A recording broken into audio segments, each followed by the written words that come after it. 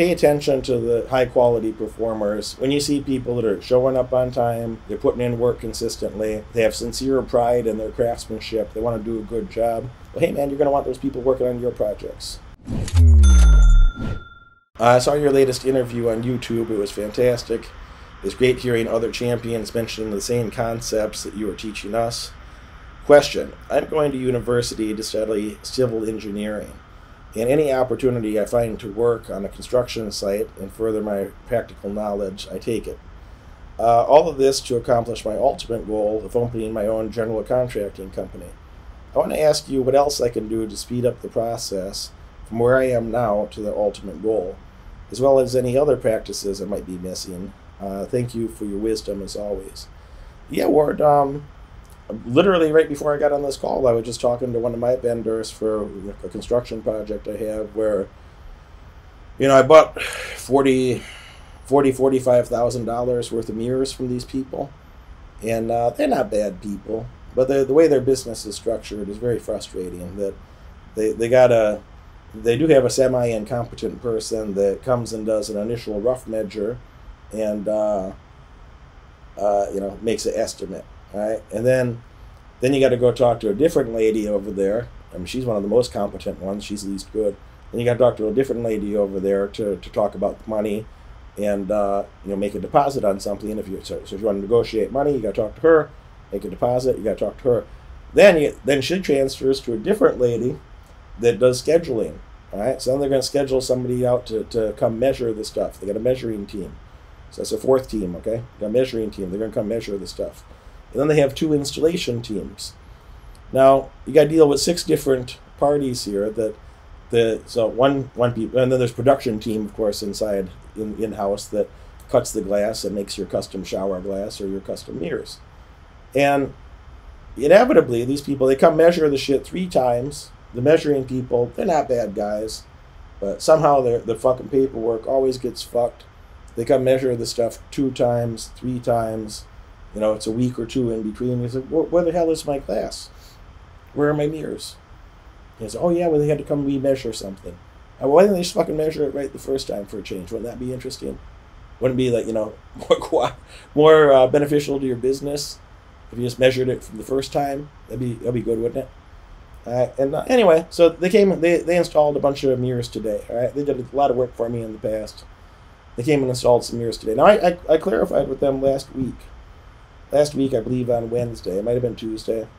I said, I've been waiting for weeks. You guys measured this multiple times. We've been talking about it since November. I've been waiting for weeks for you to get over here and get these damn mirrors installed. It's been ready for 4 weeks. You could have installed them 4 weeks ago. I said, oh yeah, we're going to try to get out in a couple weeks. I said, no. I said, understand this. I want this shit done by next Friday, which means I need you to get them installed by Wednesday, which is today. I need them installed by today.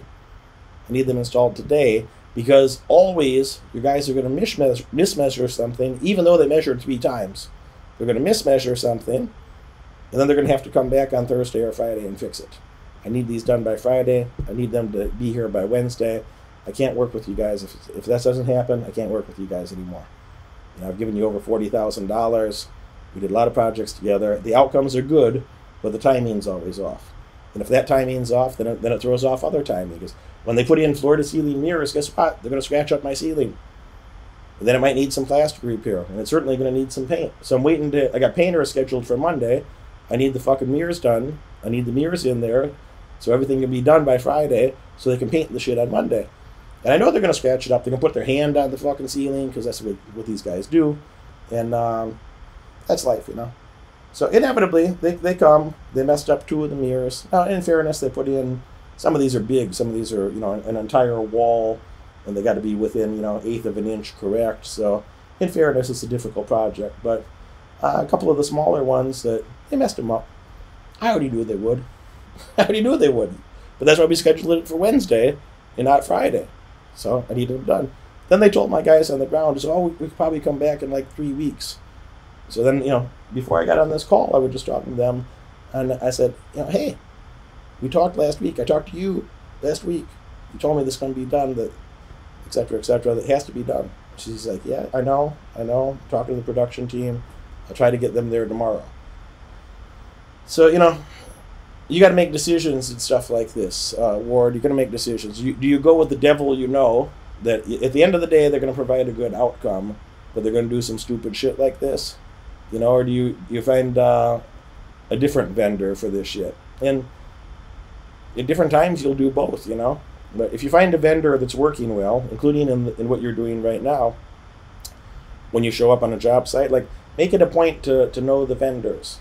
Make it a point to know who are the people that are, who are the plumbers, who are the electricians, who are the other people there that are contributing at a high level, or businesses that are run well that are doing subcontracting jobs for your current projects you're on, because you're going to want to work with all of those best people.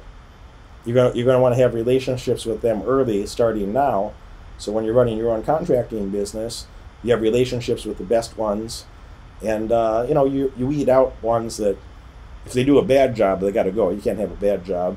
And this one I'm frustrated with, but they always do good work at the end. I don't have to work with them forever. I only need so much fucking glass and mirrors, So I don't have to work with them forever. They do a good job at the end. And right now it's a little bit more frustration for me to go find somebody else than to just make sure that it's clear, for that project, what the deadline is. Like, shit needs to be done by Friday. She says she's going to get them there tomorrow. We'll see. So it can go either way, But anybody that doesn't keep their word or is unreliable, it'll cost you so much. It'll cost you money. It'll cause you frustration, and they're not worth being around.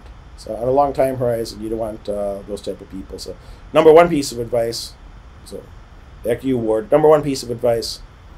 Pay attention to the high quality performers. When you see people that are showing up on time, they're putting in work consistently, they have sincere pride in their craftsmanship, they want to do a good job. Well, hey man, you're going to want those people working on your projects. So you're going to want to hire some of those individual people.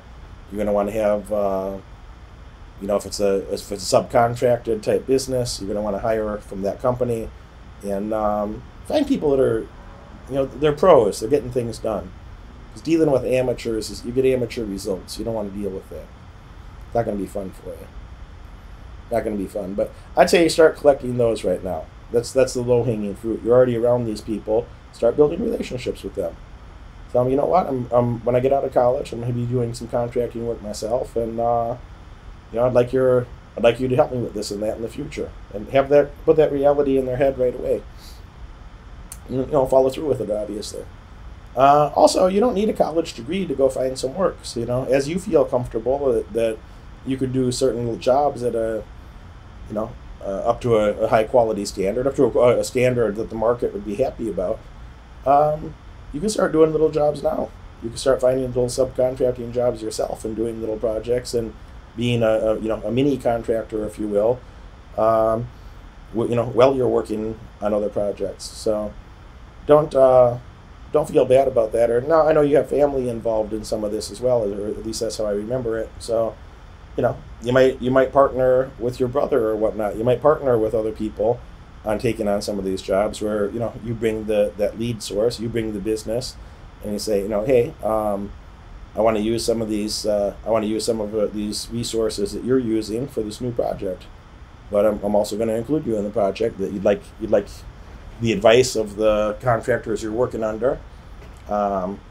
You want a percentage of the business for bringing them the business, etc. So there's a few ways you could do that. You could do it yourself, or you could bring it to them and get some extra money from it, and start managing those relationships personally yourself. Even now. So just a couple things to think about. If you are or are on your way to be a millionaire or multimillionaire, probably going to want to spend time with my clients. Probably going to want to have a personal relationship with me so we can accelerate that process, get you living up to your maximum potential, earning your maximum wage. You're going to want to click that follow button. You're going to want to click that bell and get notifications. Tune in every Friday. Tune in every Monday. You're going to love what you see. I look forward to having you as a client in the future.